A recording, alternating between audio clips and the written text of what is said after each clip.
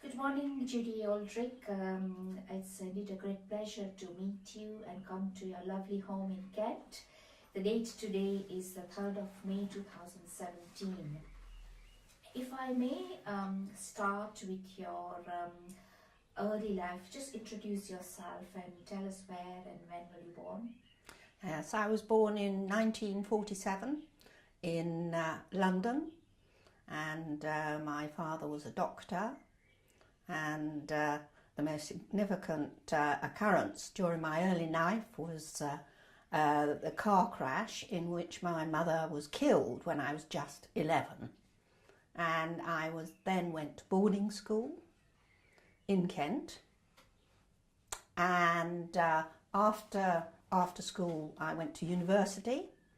I studied history of art at the University of East Anglia. And I then worked in the National Maritime Museum. That was my first job. Your education must have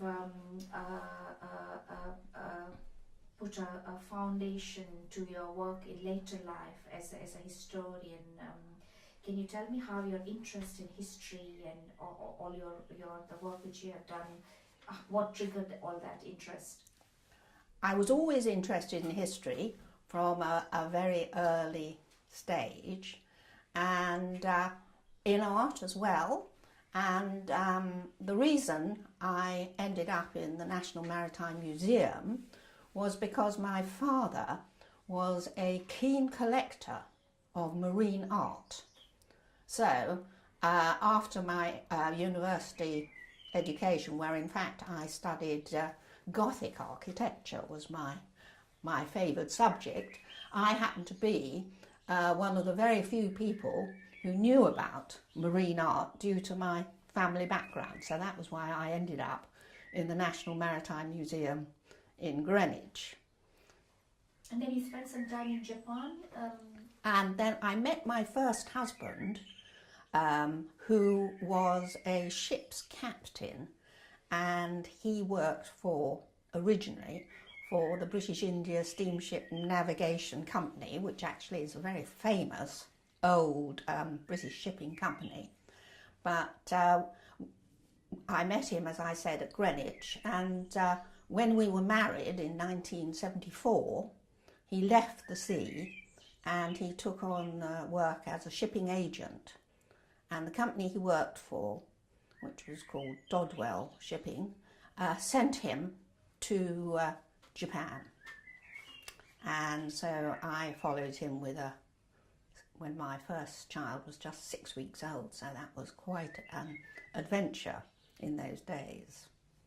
And we were in Japan for about 7 years, and then because my husband had some experience of the Indian Ocean and the shipping in the Indian Ocean and Africa and India, we were sent to Mombasa, which was quite, again, a big adventure for me, since I certainly had never expected that my life would take me to East Africa.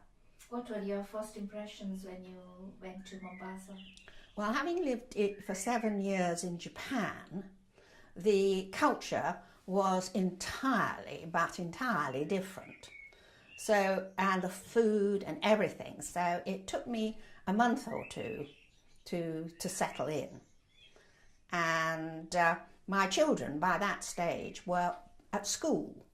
And suddenly, in Japan, I didn't have help in the house or anything like that. But suddenly, living in Mombasa, there was help and staff in the house. So I found I didn't have a lot to do. So that is actually what stimulated me to get involved with the new conservation projects in the Old Town in Mombasa, because I met friends who had just started a historical society called Friends of Fort Jesus, and they sort of roped me in to help them with their work in raising the profile of coastal culture and heritage, which at that stage not many people were interested in at all. Could you describe a little bit the atmosphere when you arrived in Mombasa? Well, I arrived in the early 1980s, and at that stage, I mean, it was the end of colonialisation had happened in 1963, but there was still quite a hangover from that period, and so there were still quite a few Europeans and Asians who were working in the main companies and banks. So there were insurances and banks, and they mostly still had managers who were, as I said, Europeans or Indians. And so there was still that feeling of a bit of a sort of handover period. It was still almost in a handover period.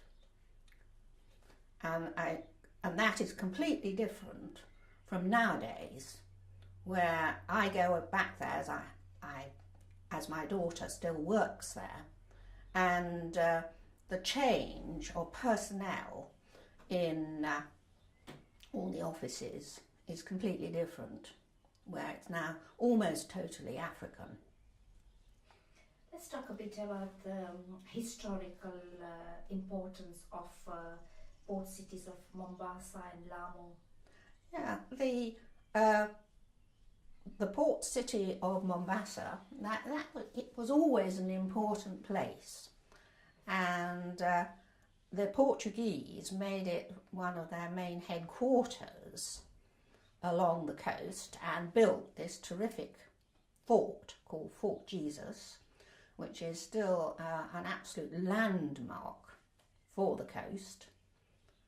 And it's supposedly it's the most well preserved Portuguese military example of architecture on the whole of the coast of East Africa. So it's a very important monument, and it is now a museum. And so the Portuguese chose Mombasa as one of their main cities, and then when they were defeated by the Arabs from Oman at the end of the 17th century, the ruling overlords, the Arabs, who in the end were the Mazrui, they made Mombasa their capital. And they, at the height of their power, they ruled from Lamu to Pemba. But in the 19th century, beginning of the 19th century, Mombasa lost much of its former importance as the new sultans, the Busaidi sultans, they ruled from Zanzibar. And so the middle part of the 19th century was a low point for Mombasa. But then it became more important when the British chose to have it as their headquarters for the British sector. And of all those three important historic cities, port cities on the coast, which is Lamu, Mombasa and Zanzibar, you can certainly say that Mombasa is the latest and possibly the least important, and it has most of its architecture is colonial style architecture. Lamu is the earliest, and its buildings mostly date from the 18th century or even earlier, and it's more Arab in character. And of course Zanzibar is the best preserved and the largest historic city, and it is very influenced by the Indian builders who were building for the Arab sultans.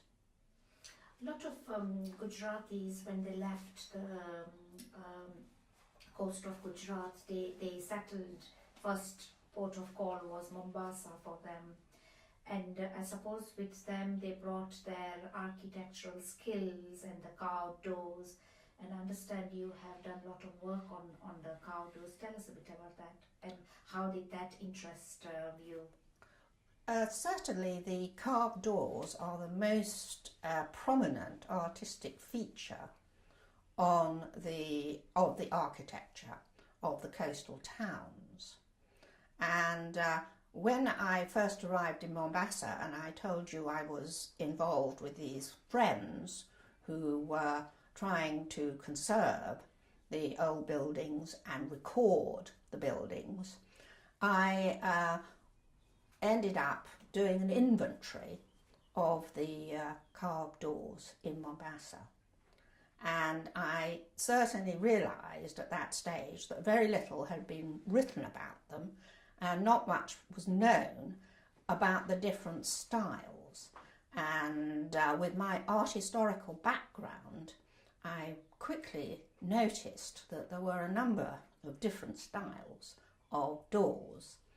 And so it was suggested that I wrote a thesis about the doors, and it was the chief archaeologist at the Mombasa, called Richard Wilding, who was the one who encouraged me to actually make an academic study of the doors. And so I then went to Lamu and looked at all the doors there and went with a photographer there. And I also went to Zanzibar, which in 1985-86 was just emerging from a rather sort of difficult period where there had been a communist regime, really. But they just decided that it wasn't working for them, and they were opening up and encouraging more interest in looking after their old buildings. They were seeing that tourists might be interested, and it would be a profitable venture. And so I ended up doing a thesis with Durham University, and actually you can see that thesis online these days. And it was when it was written in 1988 was when I was given an M.Lit. In fact, I was going to do an M.A., but in the end it became more than an M.A., so I was given this special sort of rather peculiar degree called an M.Lit. And I had to go to Cambridge University, in fact, to be examined, because they had great difficulty finding someone to examine me, as it was such an obscure subject. So there was this chap called Ronald Lucock, who came from MIT in America, Massachusetts Institute of Technology. And I was given the degree, and I then wrote it up in various articles. Here is one that I wrote up in Azania, which is the British Institute of Eastern Africa, and that actually ended up being reprinted as a booklet and was sold as a booklet. Did you find there was an exchange of skills in craftsmanship between the Arabs and the Indians who made these doors? I think that the Arabs probably didn't make the doors. In fact, I'm pretty sure they didn't. And it was mostly Indian craftsmen who actually carved the doors. And in fact, some of them were probably even made in India and brought over wholesale. And that's for certain. And I went to various workshops where there were still Indian craftsmen who were supplying the designs and overseeing the people who were actually carving the doors. So what was the importance of doors? Why do you think so much skills went into the making of doors? Why doors? I think, well, certainly they were easily transportable. That's for the windows and doors are artifacts just by themselves, and quite often the buildings were very plain. So if you wanted to have a little bit of decoration, it was easy to do it in the door. And I think there must have been a tradition that must have gone back, well back, for decorating doors. And even in Portuguese times, you hear about, they comment on the wooden doors and in some of the architecture along the Swahili coast. So I think it's definitely a tradition that goes back. And was it regarded as a status to have a wonderful carved door, or? Certainly in the time of the Sultan of Zanzibar, it was a status symbol. It became more and more of a status symbol. But I think some of the plainer doors, they were a means of securing the house behind. And some of the designs of the doors with their heavy centre posts and their huge locks, some of them have several locks, it is a sort of means of security.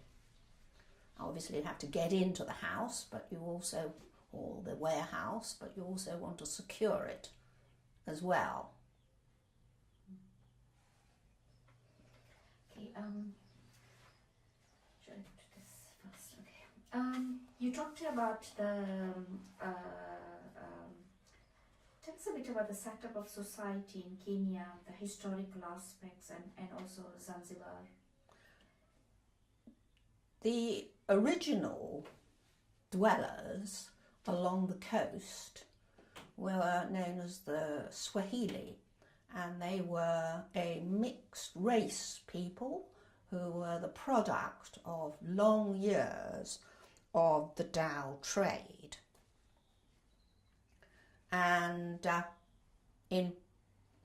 before the Portuguese, they lived in these settlements as trading settlements, and they lived quite well, and they were sort of the interface between the maritime trade and the interior. But after the Portuguese came, they reached a low point as all the trade was taken, and that is when the Swahili settlements, which the ruins are, you can still see the ruins all along the coast of East Africa. That is when that structure of society began to fail. And after the end of the Portuguese, as I said, the Arabs came in and they concentrated on various conurbations, various larger settlements. And the Swahili, the people who had lived in the previous settlements, came and lived in Lamu and in Mombasa and also in Zanzibar.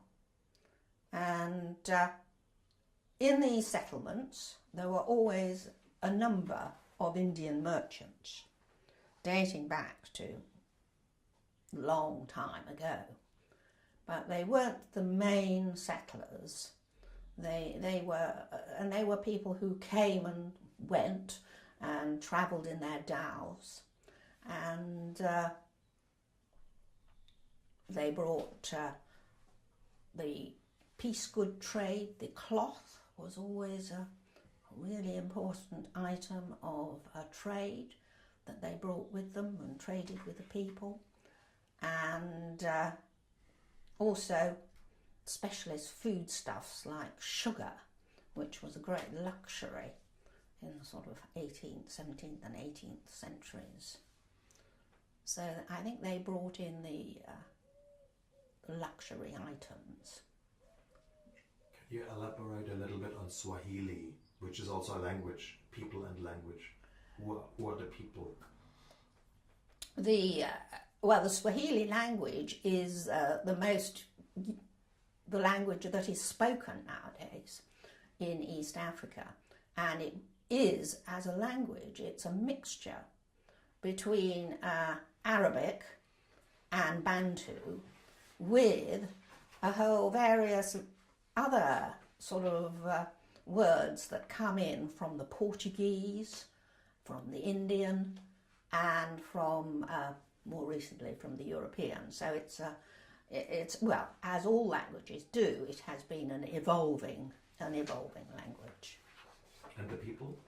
And well, the people, as I said, they were descended from the Dhow traders, and they always considered themselves to be perhaps apart from the African because they were Muslim, and they lived in stone-built towns, and somehow something that's built in stone was always given a higher status than sort of mud and straw or whatever. So they certainly, at a certain stage, they certainly thought themselves sort of more civilized. And one can talk about the Swahili Civilization. But nowadays, unfortunately, the Swahili people have reached a low ebb, really. And they're amongst the most poverty-stricken along the coast. Can you talk a bit about the indentured labourers? Did you were there traces in Kenya? Slavery and indentured labour, of course, there's quite a lot of similarities between that, but the Indian indentured labour was, I think, used for building the railway. And the conditions they suffered were extremely harsh. But the railway that they built was an incredible, marvellous achievement. And I don't think I think that was the one large item that the indentured labour was actually used for. And slavery was abolished in 1907. And they tried, the Imperial British East Africa Company had tried to build a railway previously using freed slaves from Fuladoyo up near Malindi, but it had been a complete failure. So the railway that was eventually built using Indian labour was much more successful. And then later on came the passenger Indians. The passenger Indians, well, I really, that is a term that I am not at all familiar with, and I think that it really almost mainly refers to Indians who went to South Africa. But I do understand that basically it means people who could pay for their own passage. So they were the more well-off ones who probably came to set up businesses and were hoping for a better life and to make profit, and they saw Africa as a means of improving their lives. Could you talk about the different groups of Indians and also when they came in from your experience, or Gujaratis mainly? Gujarati, yes. Well, I think that it was the Muslim communities that mostly came in first and settled. Firstly, the coast was a Muslim area, so they would have found it easier. And secondly, Hindus in the 19th century tended not to travel so much, and they certainly didn't bring their families. And if you were a high caste Hindu, you certainly didn't like to travel across the water. But the earliest Hindus who did settle, though probably not with, they didn't probably bring their families, they came from the Lohana and the Abhatia castes, and they were merchants. And certainly the Sultan of Zanzibar encouraged them to come, and in fact it was the Hindu businesses who ran the customs, the Sultan's customs. And the other Muslim settlers in East Africa, a lot of them were called Khojas, and in fact Khoja really just means converted one. And there's a whole group of people who are could be called Khojas, and they include the Ismailis, the Ithnasharis, and the Bahoras, and even there's a Sunni group called the Memons, who in fact are probably from this Khoja group. And basically that just means, as I said, converted to Islam, but from Hinduism, and they tended to keep some of their Hindu culture. And they, as I said, were a prominent group who settled in East Africa. Gujaratis are a visible minority in Kenya, and very little has been written about them. But you recorded oral histories with various Gujarati communities. Can you tell us about some of the interesting stories of the early settlers? Yes. The most interesting project that I was involved in was the book I wrote with Cynthia Salvadori, which was called Two Indian... Take it to your place and show it. Thank you. Two Indian Travellers. And this told the story, and there were two manuscripts included in this book, and they were both written in Gujarati, and we had them translated and then annotated. And the first section was the section that I was involved in, and this was the story of a Bahora merchant called Ebrinji Norbai Adamji, who, when he was very young, still in his teens, decided to recoup disastrous losses that his family had suffered and travel up to Uganda and chase after the Baluchi elephant hunters that his family had financed but had failed to bring back or send the ivory. And so this was really the story of how he went up there, actually travelling by train as he could now that the railway had been built. And he wrote it down in a journal, and it was a very exciting find, as there are very few documented manuscripts that have been found from Indian merchants living in East Africa.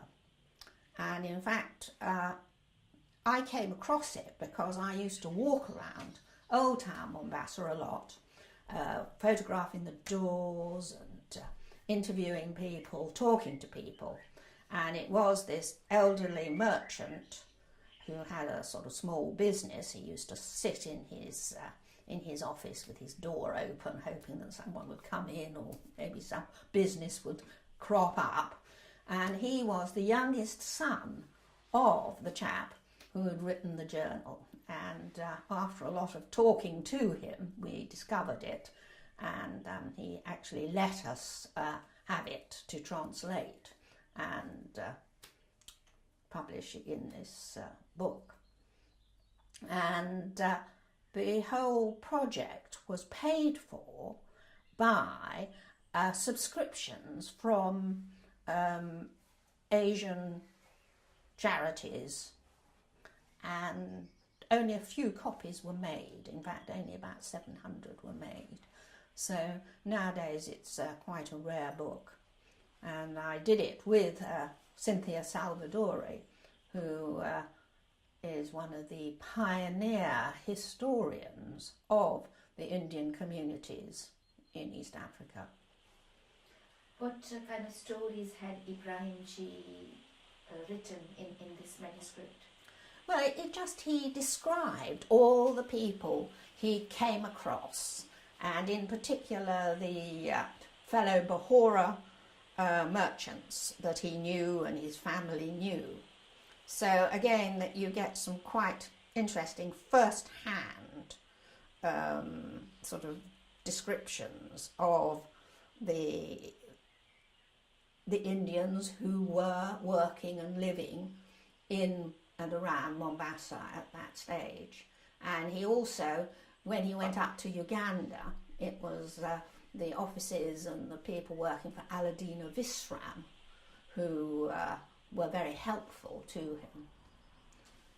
And I also managed to find various letters actually written about the Baluchi elephant hunters as well, who were finally brought to justice, in fact, but much later. Subsequently, you wrote other books as well. Tell us how you did the research, and some of the books I've read, they're really minute times about the Sultan's time and Pira Deji's book. And yes, well, the other book that I was involved with, well, in fact I wrote, was, yes, it's The Rain is Coming, unfortunately. The rain is, you think it's not too bad? Okay.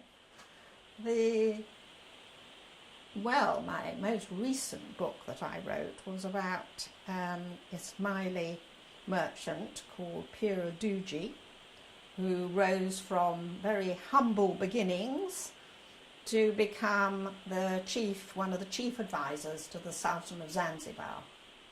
And I was asked to do it by the descendants who are now living in York, in the north of England. Can you tell us a bit about the research you did when you wrote the book, The Sultan's, what was the title? Sultan Spy Master Pira Duji of Zanzibar. Yes. Yes, I was contacted by the descendants of Pira Duji, who said that they'd started the research about their ancestor, but they needed someone to pull together all the tantalising bits of information that they'd found. And they wanted me to do it because they knew I had already done a little bit of research about Pira Duji, because in one of my previous articles about Zanzibar plates, I had discovered the name Pira Duji on the back of one, and so this had aroused my curiosity, and I had done a little bit of research. So that was how I came to be asked actually to write the story of him. And he was a very fascinating character because he had obviously been extremely influential during the time of the Sultan of Zanzibar, but nowadays he had been sort of erased from all history. And it was a really stimulating project to try and resurrect him. And as I said, the descendants had done the original, the basic spade work, but there wasn't enough really to make a good story. So I then had to do much more research, and I found newspapers were a good source, contemporary newspapers, and of course the archives in Kew and places like that were the correspondence of the British consuls is all laid out there, so you can go through that. There's actually reams and reams of it, so it's quite time consuming. But it was, and we went through all the back numbers of the Zanzibar Gazette, which was quite time consuming, and we had to try to find the copies was quite difficult as well. But to find, because you could find quite a bit about him actually in the contemporary sources like that. And the general end result was that I realised just how important the Indian merchants and had been in Zanzibar, and quite often recent authors have suggested it was just the economy, they were just interested in making money and profit.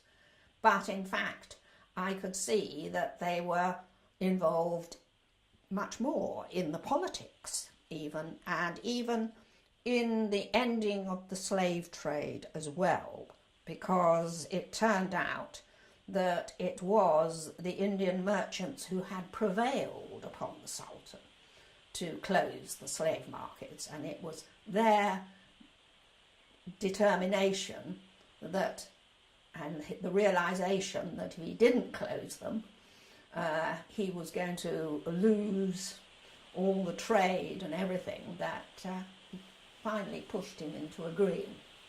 So the Indian communities, and many of which, as we know, come from Kutch, which is nowadays part of Gujarat, were very, very influential in the forming of present-day society that we find in East Africa. What was their interest to stop slavery? They were pressured by the British, in fact, because Kutch at that stage was part of British India, and the British were very determined to stop the slavery, so they manipulated really the Indian merchants and put pressure on them, saying that if they didn't stop dealing with slaves, they would have their property confiscated in Kutch. And so it was moves like this that really determined the Indians to side with the British and stop the slavery. And because they were so influential in Zanzibar, because they financed, in fact, the Sultan, that was what really persuaded the Sultan that he had to close his slave markets. Whilst we are on the topic of your various writings, let's talk a bit about your book, We Came in Dhows. Yes, that was Cynthia Salvadori's incredible magnum opus. And she spent something like Sorry, nine can you or... say it again? Cynthia Salvadori? And show it as... Yes. Just not so formal, just to... Yes. Okay. We Came in Dhows was Cynthia Salvadori's magnum opus, and it comes in 3 volumes, and it took her nearly, pretty well 9 years to bring out. And in it, she has collected all kinds of different stories from all different Indian communities who lived in Kenya. And she went around interviewing them and asking them to tell in their own words their stories, how they came and what they did.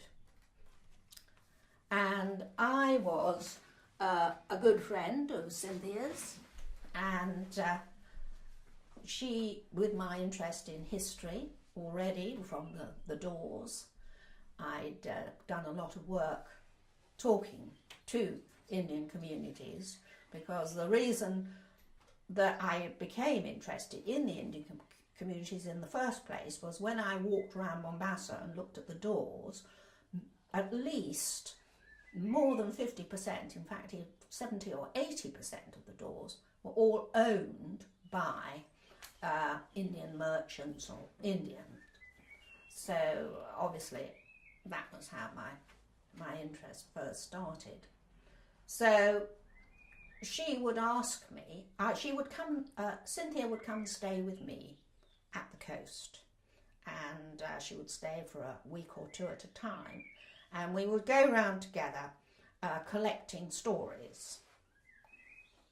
And she was a very interesting person, and I think I learnt a lot from being with her and seeing how she interviewed and how she put people completely at their ease.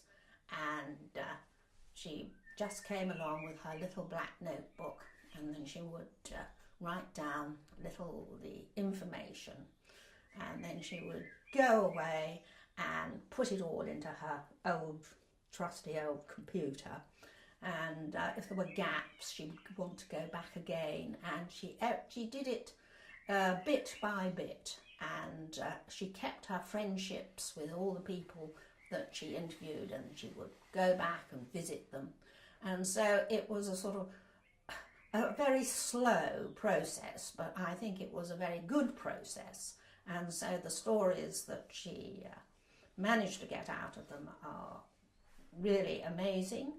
And I think that it was due to this book and to her previous book, which was Through Open Doors, when she first categorised the various communities to be Indian communities in Kenya, which really made the Indian Asian people in Kenya realise that their history was worth telling, and it aroused an interest in them to start taking more attention about their backgrounds and what made them first arrive in East Africa. And that has continued, and as we can see, this project that I'm now being interviewed about is a result. So did they come in Dhows? Well, the first ones came in Dhows. But obviously the later ones did not. In fact, they came in steamships. Can you date this a little bit? Yes, I think you can certainly say that the earliest settlers in Zanzibar and in Lamu and Mombasa would have arrived in Dhows. But from the 1890s onwards, they would probably not have come by Dhow. And certainly, I mean, we were talking about the indentured labourers on the railway, and they were certainly transported en masse in a sort of, one of these big steamships. Let's talk about the Gujaratis who came. A lot of them ended up being dukawalas, the shopkeepers. Can you explain how that came about and the circumstances in which they became dukawalas?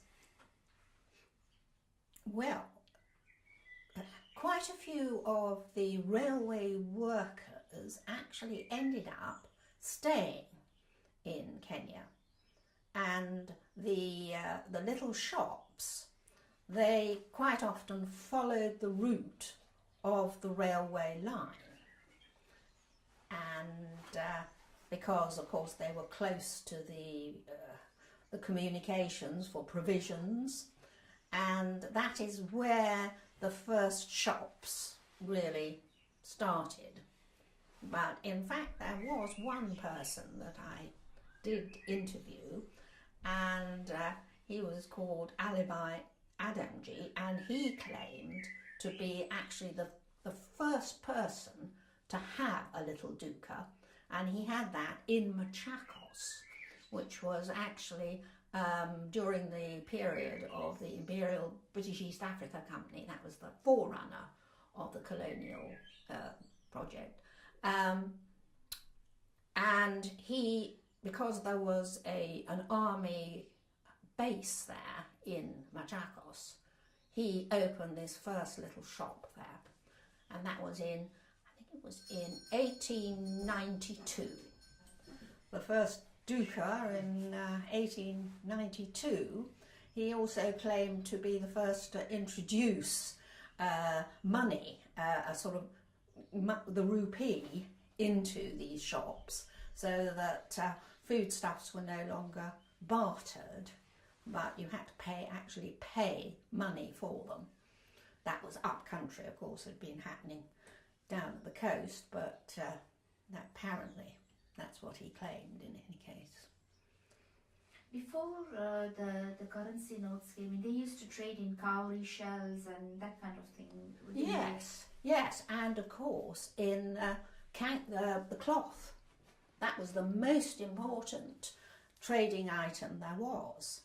And places like Kilwa, sort of founded in the sort of 12th, 13th century, the Muslim settlers, whoever they were, they actually bought the land by tying these pieces of cloth together, and as many of the pieces of cloth they could tie together, that was the area of land that they purchased.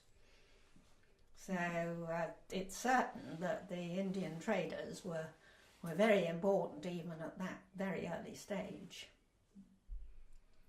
So where did the cloth come from? It would have come from places like Gujarat, from Surat, because I think that the Gujarat and Kutch has always been a really important cotton growing area, and the cloth industry, the beautiful textile industry, has always been very prominent in that area, dating back centuries. We wanted to talk to you about the East African railways. I'm not sure I know a great deal about those, but What was the importance about the railway? Why railway? Well, the railway was seen as the best way to reach Uganda, and it was seen as the best means of communication. Because you've got to remember, this is before sort of air travel, and the train, the railway, was seen as the most modern and the most efficient way of getting from A to B in the late 19th century. Why Uganda? And the early colonialists thought that Uganda was the most civilized and the most fertile area in Africa, certainly in that part of East Africa. And certainly, I mean, things grow wonderfully easily in Uganda. So it was an age, one has to transport oneself back into sort of the era where agriculture was enormously important, and fairly simple agriculture as well, because they didn't have all the mechanised processes. So a wonderfully fertile land where things could grow extremely easily was prized enormously. and it was used to be called the Pearl of Africa. Let's talk a bit about the relationship between the Gujaratis and the African population. Yeah, yes. Well, it depends how far back you want to go, because as I've already said, that Indian merchants were always present in the Swahili settlements, dating back, because they were active in the Dhow trade, the Indian Ocean Dhow trade, and they were always had their little ships that they traded with the Arabs, the coast of East Africa and the coast of East Africa. So, and you're specifically asking me about their relationship with the Africans. And also the Arabs. Yes, and in the early days, when slavery was a social system, they doubtless had slaves. The rich Indians had slaves, and some of them, unfortunately, were involved in the slave trade in East Africa, because they were closely involved with the Arabs, who were definitely involved in that as well. I think nowadays, obviously, they don't like to think that that happened, but it certainly did. And then later, in the end of the 19th century, they saw themselves as equal as the Europeans, and in fact they were very helpful, and often the Indians were wealthier and better connected than the European settlers, and so there was very much a sort of sense of equality there. But that changed in the 20th century when the Indian communities began to feel themselves sidelined in East Africa, and there were quite a lot of political troubles, really. And then they started to see themselves as intermediaries between the Africans and the Indians. Sorry, yes, the Africans and the Europeans. They saw themselves, there were talks about the brown wedge and sort of things like that. So it was sort of in between. And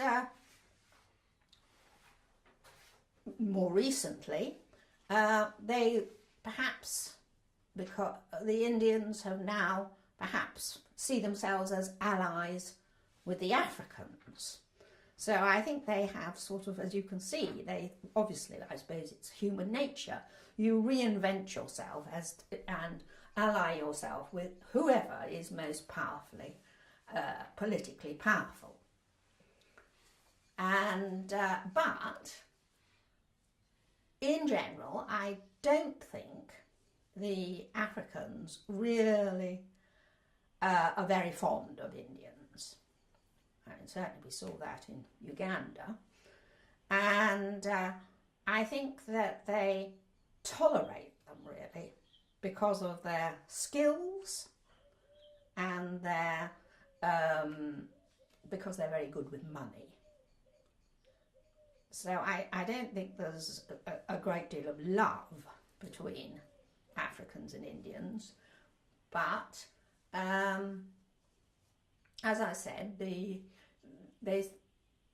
certainly still live there, though I think a lot of Indians are even finding it more difficult to live in Africa these days, and there is a continuing sort of drain, and certainly the Indian population in Kenya is much reduced from what it was previously. Why is this? Does the Africans don't like the Indians? I think they see them as too money orientated, hard-nosed businessmen, and in eras gone by, they probably see them as slightly hypocritical, in that they certainly used to have, and in fact they still do have, their own clubs and societies, which are exclusively Indian, and they still don't intermarry a great deal with Africans. So that social interaction is Limited, yes. They do keep themselves culturally apart, but I must say, I think that is in many ways natural for people to feel different cultures. If I use the term Africanization, what does it mean for you? Africanization, well, I mean, we now live in a post-colonial world, so Africa has become definitely ruled by Africans, and there was it was like the White Highlands, the farms were all bought by Africans, and there was also a policy in Kenya where some of the shops and businesses were also bought by Africans, and so that there would be less Indian exposure. There was a feeling that some of these areas should be taken over by Africans.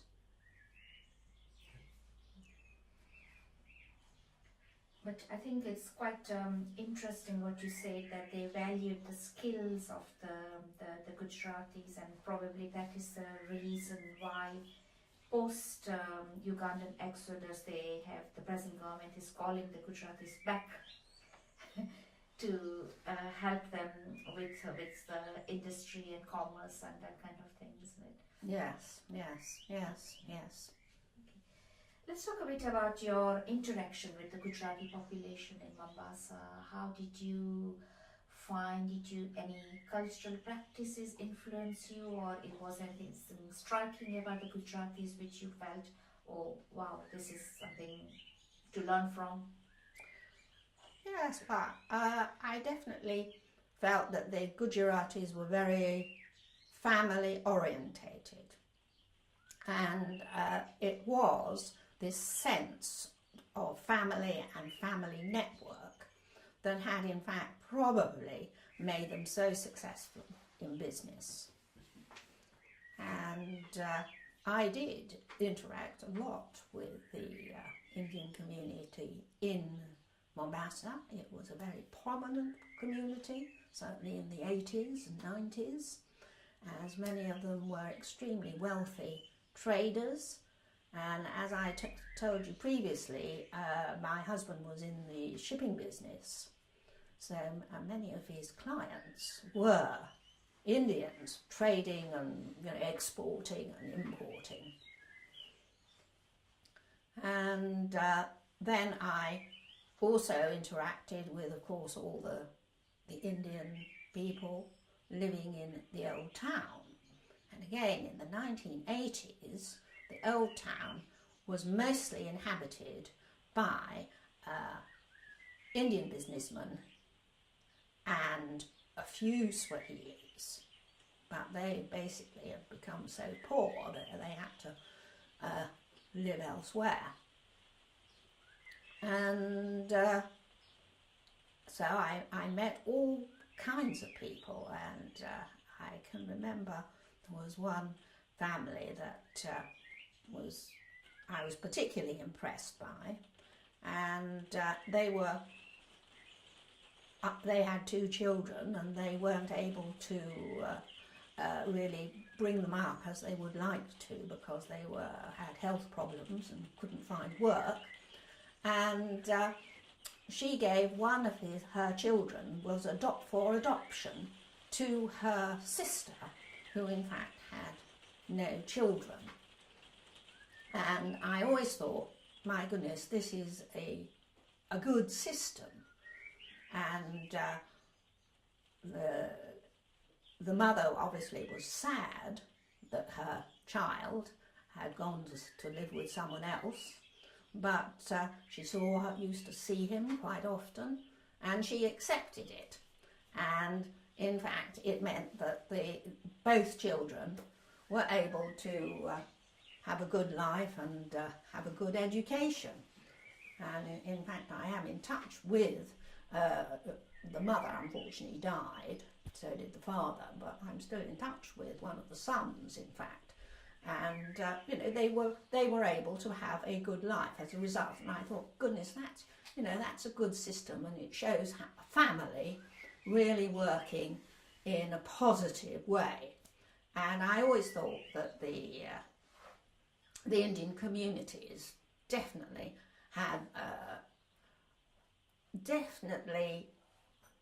arranged their lives in many ways better than us Westerners, who perhaps had too much emphasis on the individual. So that was my main thought. Do you think the landscape of East Africa has changed over the years with the Gujarati settlements? Definitely. I would definitely say that they have been incredibly influential in East Africa. And in fact, they more or less built the towns. And the built structures you see have been largely produced by the work of the Gujarati Indians. That is, it was the trade that they brought in, the wealth that was brought in, plus the actual structures where the builders and carpenters made as well. So it's a threefold effect. Right, let's talk about, can you describe the situation and role of Gujaratis in Zanzibar? The Gujaratis in Zanzibar. That's quite a difficult question, because they were very close to the Sultan of Zanzibar, and they were indeed the chief merchants in Zanzibar, and also the craftsmen, and there were a great number of people from the Gujarat who were doing all kinds of different employment under the Sultan of Zanzibar. They were merchants and they were craftsmen as well. And in fact, the whole of Zanzibar was probably built by the people from Gujarat. I suppose there's not many Gujaratis left now. No. There are very few. And in fact, there are virtually no Ismailis left, and there are a few Ithnasharis, and but generally they were people who perhaps were left there because they were under the radar. They weren't the wealthy merchants, and so they were able to just carry on. You experienced Arab music in Zanzibar? Oh, I definitely did. Yes, I Tell did. us about that and Asian influences on it. The Tarab music was introduced by the Sultans of Zanzibar, and in fact probably Sultan Bargash, because he was very musical, and he enjoyed the music of all countries. So he would invite musicians from India, from Arabia, from wherever, from Africa, and he would get them to give concerts in front of his palace at least once a week. And this is where the Tarab, so-called Tarab music came from, in that it was a wonderful mixture of all these cultures. and of course the Indian music was included as well. And that's the background to Tarab, in fact, which still continues, and Zanzibar is still a town really famed for its music. And just actually, it was a couple of years ago, I went to Zanzibar and they had this wonderful gathering of musicians who came to Zanzibar, all with there were some from Arabia, from different parts of the world, who performed in the old fort there. And it is still very much a town of music, Zanzibar, famed for its music.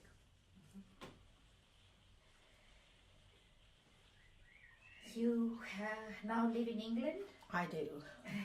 Okay. Have you ever considered writing about Gujaratis in Britain? Well, not really. But if someone asked me to write their story, then I definitely would. But if I write, I always write about something that really interests me, and I sort of don't write for profit. So I write because I want to do it. So it would have to be a special story or something like that. Do you think Gujaratis have influenced Britain the same way they did in Africa? I think they didn't obviously influence Britain as much as East Africa, where I think they really, really did leave a big footprint in Africa. But here they are quite influential, and one thinks of the corner shop, perhaps, which is definitely a sort of a Gujarati thing, and of course, I mean the eating habits of the Britons definitely has a sort of an Indian subculture to it, though whether or not it's authentic or not, it's probably a bit of a mishmash. And probably an Indian coming from India would be horrified by the Indian restaurants they find and the Indian takeaways in the supermarkets. But I mean, definitely there's an imprint that has been left, but it's it's from many centuries, well not centuries, hundreds of years ago, because the British first went into India in about 1600, so the influence has been there for hundreds of years.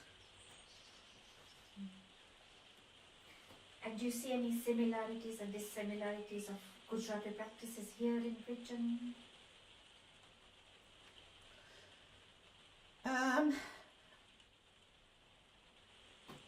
Not particularly, I don't think. It was, I think the Gujaratis who lived in East Africa found it definitely easier to come to English-speaking countries, and they tended not to go back to India because perhaps they had been influenced too much by sort of England and the colonial sort of experience, and it meant that they found themselves a bit out of touch if they went back. So I think they almost developed a sort of subculture of their own, which they had in Africa, and they then brought to the Western countries where they went, like England and Canada and America and all. Australia, I mean, now there are even quite a few in Australia. And the diaspora, as it's called. I meant also in terms of integration with the British people, like the way the Gujaratis integrated with the Africans. You reckon it was slightly lesser, whereas in Britain, do you think they have integrated more with the English? Well, I think so, yes, definitely. And I think it's because they're generally quite successful. So you might call them middle class. And one usually thinks of sort of Indian background, people of Indian background being middle class. And so I think the integration has been quite good. And there's certainly been quite a bit of intermarriage nowadays between Indians and English people, but I still think that it's rather less. That you don't see so many Indians marrying Africans.